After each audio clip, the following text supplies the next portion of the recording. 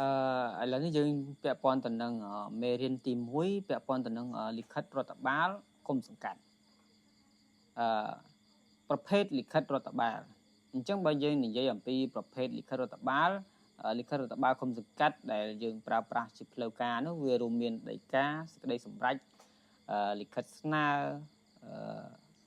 សេចក្តីជូនដំណឹងឬលិខិតជូនដំណឹងលិខិតអញ្ជើញលិខិតបញ្ជាបេសកកម្មរបាយការណ៍កំណត់ហេតុលិខិតផ្ទេរសិទ្ធិនិងដីកាអមអញ្ចឹងឥឡូវយើងនិយាយអំពីដីការបស់ឃុំសង្កាត់បាទនិយាយពីនិយមន័យតើដីកាឃុំសង្កាត់ហ្នឹងវាមានអត្ថន័យនិយមន័យវាដូចនេះបាទដីកាឃុំសង្កាត់គឺជាលិខិតបទដ្ឋានរដ្ឋបាលកំណត់នៅបញ្ញត្តិទាំងឡាយដែលរដ្ឋបាលឃុំសង្កាត់បង្កើតឡើងគឺសំដៅទៅដល់ការបម្រើផលប្រយោជន៍ប្រជាជនទូទៅបាទដោយស្មារភាពមិនរើសអើងនិងប្រាប់គ្រប់គ្រងបាទកិច្ចការនានានៅក្នុងក្របខ័ណ្ឌទូនាទីមុខងារនិងអំណាចអនុវត្តនៅក្នុងរង្វង់ដែនដីរបស់ខ្លួនបាទអញ្ចឹងដីកាឃុំសង្កាត់គឺអត់មានលក្ខណៈផ្ទុយនឹងច្បាប់ទេគឺផ្ទុយទៅនឹងច្បាប់និងលិខិតបទដ្ឋាននានារបស់រដ្ឋឡើយដីកាឃុំសង្កាត់គឺត្រូវចុះហត្ថលេខាដោយមេឃុំចៅសង្កាត់តាមការសម្រេចរបស់អង្គប្រជុំក្រុមប្រឹក្សាឃុំសង្កាត់ការប្រជុំសាមញ្ញឬក៏វិសាមញ្ញដែលមានចំនួនលើសពីពាក់កណ្ដាលនៃសមាជិកក្រុមប្រឹក្សាឃុំសង្កាត់ទាំងមូលបាទដីការបស់ឃុំសង្កាត់យើងឧទាហរណ៍មានដូចជាប៉ុន្តែនឹងដីកាស្ដីពីការកំណត់តម្លៃសារពពន្ធមូលដ្ឋានមិនមែនសារពពន្ធមូលដ្ឋាននិងកម្រៃសេវាផ្សេងដីកាស្ដីពីការថែរក្សាបរិស្ថានអនាម័យដីកាស្ដីពីការរក្សាសណ្ដាប់ធ្នាប់សាធារណៈដីកាស្ដីពីការទប់ស្កាត់លុបបំបាត់ល្បែងស៊ីសងជាដើមបា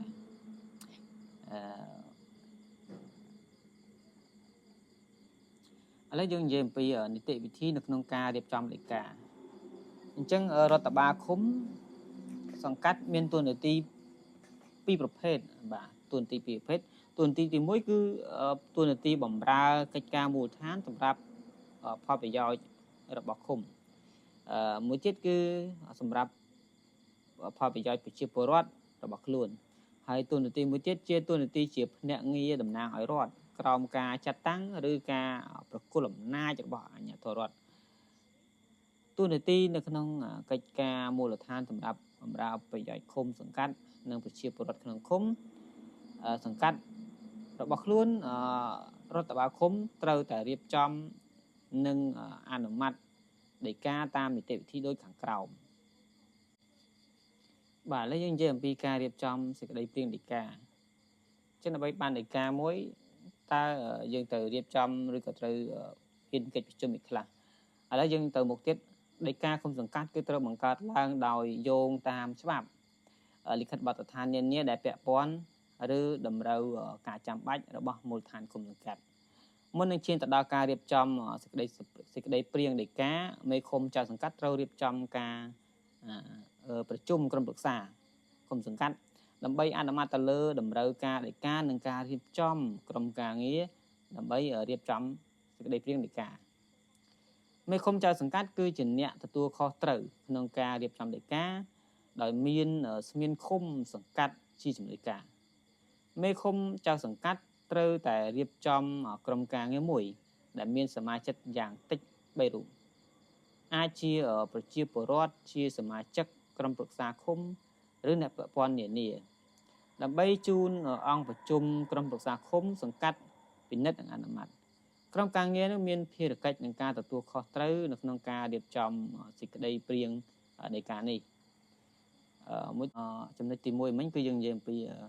ការរៀបចំសេចក្តីព្រាងដីកាឥឡូវយើងនិយាយពីចំណុចទី2ការពិនិត្យសេចក្តីព្រាងដីកាបន្ទាប់ពី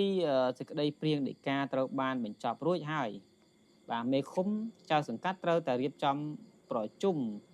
ក្រុមប្រឹក្សាឃុំសង្កាត់ដើម្បីពិនិត្យនិងឯកភាពសេចក្តីព្រាងដីកាសម្រាប់ធ្វើការផ្សព្វផ្សាយនិងពិគ្រោះយោបល់ជាមួយនឹងប្រជាពលរដ្ឋនិងអ្នកពាក់ព័ន្ធនានានៅក្នុងឃុំសង្កាត់របស់ខ្លួន ចំណុចទី3យើងនិយាយអំពីការពិគ្រោះយោបល់ជាមួយនឹងប្រជាពលរដ្ឋបន្ទាប់ពីសេចក្តីព្រាងដីកាត្រូវបានឯកភាពដោយក្រុមប្រឹក្សាឃុំសង្កាត់ហើយគឺឲ្យធ្វើការផ្សព្វផ្សាយពិគ្រោះយោបល់ជាមួយប្រជាពលរដ្ឋមេឃុំចៅសង្កាត់ត្រូវធ្វើការផ្សព្វផ្សាយដល់ប្រជាពលរដ្ឋនិងអ្នកពាក់ព័ន្ធនានានៅក្នុងឃុំសង្កាត់របស់ខ្លួនតាមគ្រប់មធ្យោបាយដែលអាចធ្វើទៅបានដើម្បីផ្ដល់ឱកាសឲ្យប្រជាពលរដ្ឋនិងអ្នកពាក់ព័ន្ធនានាបានផ្ដល់យោបល់ទៅលើខ្លឹមសារដីកានេះផងបាទការផ្សព្វផ្សាយនិងពិគ្រោះយោបល់នេះមានរយៈពេលយ៉ាងតិច15ថ្ងៃថ្ងៃធ្វើការប្រជាពលរដ្ឋអាចផ្ដល់យោបល់ដោយផ្ទាល់មាត់ឬជាលេខអក្សរមេឃុំចៅសង្កាត់និងក្រុមការងារត្រូវតែពិចារណានៅយោបល់របស់ប្រជាពលរដ្ឋដែលបានស្នើឡើងដើម្បីកែសម្រួលសេចក្តីព្រាងដីកានោះករណីឃុំសង្កាត់មិនបានដាក់បញ្ចូលយោបល់ដែលបានស្នើឡើងដោយប្រជាពលរដ្ឋនៅក្នុងការសម្រេចនៅក្នុងសេចក្តីព្រាងដីកាមេឃុំចៅសង្កាត់ត្រូវរាយការណ៍ជូនកិច្ចប្រជុំក្រុមប្រឹក្សាឃុំហើយធ្វើការជូនដំណឹងទៅប្រជាពលរដ្ឋវិញដោយបញ្ជាក់ពីមូលហេតុឬពីហេតុផលដែលមិនទទួលយកចំណុចនេះគឺចង់បញ្ជាក់ថានៅក្នុងកំឡុងពេលពិគ្រោះយោបល់ក៏ត្រូវសួរយោបល់ប្រជាពលរដ្ឋនិងអ្នកដែលពាក់ព័ន្ធដែរថាតើដីកានេះត្រូវអនុវត្តជាប្រញាប់ឬមានន័យថាមានប្រសិទ្ធភាពអនុវត្តចាប់ចុះហត្ថលេខានេះតទៅមិនមែនជាការប្រញាប់មានន័យថាមានប្រសិទ្ធភាពចាប់ពីថ្ងៃទីចុចតទៅមួយទៀតយើងចំណុចទី4យើងនិយាយពីការអនុម័តដីកាការអនុម័តដីកាគឺបន្ទាប់ពីបានពិចារណានិងកែសម្រួលសេចក្តីព្រាងដីកាទៅតាមមតិយោបល់របស់ប្រជាពលរដ្ឋហើយមេឃុំចៅសង្កាត់ត្រូវរៀបចំនិងដាក់ជូនអង្គប្រជុំក្រុមប្រឹក្សាឃុំសង្កាត់ដើម្បីពិភាក្សានិងអនុម័តទៅលើដីកានោះការអនុម័តអាចយកជាការបានត្រូវតែមានសម្លេងលើសពីពាក់កណ្ដាលនៃសមាជិកក្រុមប្រឹក្សាឃុំសង្កាត់ទាំងមូលគ្រប់គ្រងនេះគឺជាឧទាហរណ៍ប្រសិនបើចំនួនសមាជិកក្រុមប្រឹក្សាឃុំចំនួនសម្លេងបោះឆ្នោតជលព្រមយ៉ាងតិចអញ្ចឹងបើក្រុមប្រឹក្សាឃុំ5នាក់ចំនួនសម្លេងវាត្រូវបាន3បើ7នាក់ចំនួនសម្លេងបោះឆ្នោតនេះគឺត្រូវ4 9នាក់ចំនួនសម្លេងគឺត្រូវបាន5 11នាក់ចំនួនសម្លេងគឺត្រូវ6នាក់បាទអានេះគឺពាក់ព័ន្ធទៅនឹងសម្លេងអនុម័តដោយលើកដៃ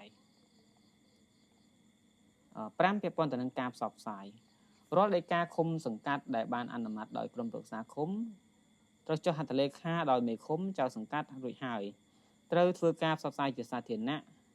និងឲ្យបានទូលំទូលាយនៅក្នុងឃុំសង្កាត់ដើម្បីឲ្យប្រជាពលរដ្ឋបានជ្រាបជ្រាបនិងអនុវត្តការផ្សព្វផ្សាយនេះត្រូវអនុវត្តដូចខាងក្រោមទី1ពាក់ព័ន្ធទៅនឹងការបិទផ្សាយទៅលើក្តារខៀនព័ត៌មាននៅសាលាឃុំសង្កាត់ឬទីកន្លែងសាធារណៈរបស់ឃុំផ្សព្វផ្សាយដល់គ្រប់មេភូមិទាំងអស់នៅក្នុងឃុំដើម្បីផ្សព្វផ្សាយបន្តទៅប្រជាពលរដ្ឋមួយទៀតតកតងទៅនឹងការផ្សព្វផ្សាយតាមប្រព័ន្ធឃោសនាស័ព្ទឬតាមមធ្យោបាយផ្សេងទៀត